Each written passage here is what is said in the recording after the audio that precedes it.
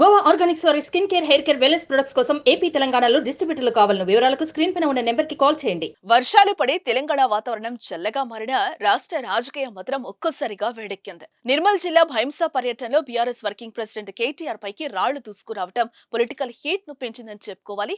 ఏపీలో దుమారం రేపినట్టే తెలంగాణలోనూ ప్రస్తుతం రాళ్ల దాడి దుమారం రేపుతోంది. గతంలో జై శ్రీరామ్ పదం అన్నం పెడుతుందా అంటూ కేటీఆర్ వ్యాఖ్యలు చేశారు. ఈ వ్యాఖ్యలకు నిరసనగా భైంసాలో హనుమాన్ దీక్ష పనులు ఆందోళనకు దిగారు. కేటీఆర్ మీటింగ్ జరుగుతున్న ప్రదేశానికి వచ్చి నిరసన తెలిపారు. అక్కడితో ఆగకుండా ఆయన ప్రసంగానికి అడ్డు తగులుతూ రాళ్లు రువ్వారు. కేటీఆర్ డౌన్ డౌన్ అంటూ ప్లకార్డులు ప్రదర్శించారు.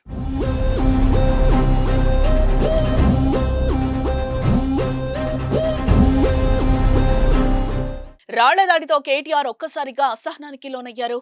అక్కడున్న పోలీసులపై ఫైర్ అయ్యారు. పోలీసులు డ్యూటీలో లేరా అని ఆగ్రహం వ్యక్తం చేశారు. రాముడి భక్తులు ఇలాగే ఉంటారా? రాముడు మిమ్మల్ని రాళ్లు రువ్వమని చెప్పాడా అంటూ కేటీఆర్ కామెంట్స్ చేశారు.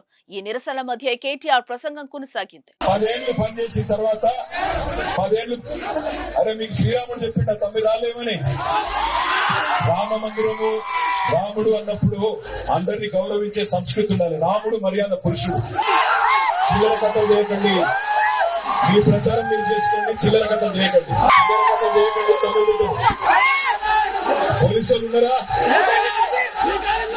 పోలీసులు ఉన్నారా? చచ్చిపోయినా పోలీసులు డ్యూటీ చేస్తలేదా?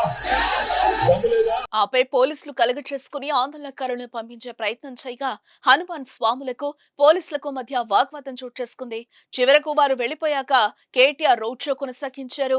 ఈ ఘటనపై కేటీఆర్ ఎక్స్ ద్వారా స్పందించారు. బీజేపీ గూండాలు నాపై చేసిన రాళ్ల దాడి ఘటన తర్వాత నాకు చాలా ఫోన్ కాల్స్ వస్తున్నాయి. భైంసా రోడ్ షోలో జరిగిన ఘటనలో నాకేమైనా జరిగిందేమో అని చాలా మంది ఆందోళన చెందుతున్నారు. నాకు ఏ గాయాలు అవ్వలేదు, చాలా బాగున్నాను. ఈ గూండాలపై పోరాటాన్ని కొనసాగిస్తాను అని కేటీఆర్ పోస్ట్ చేశారు.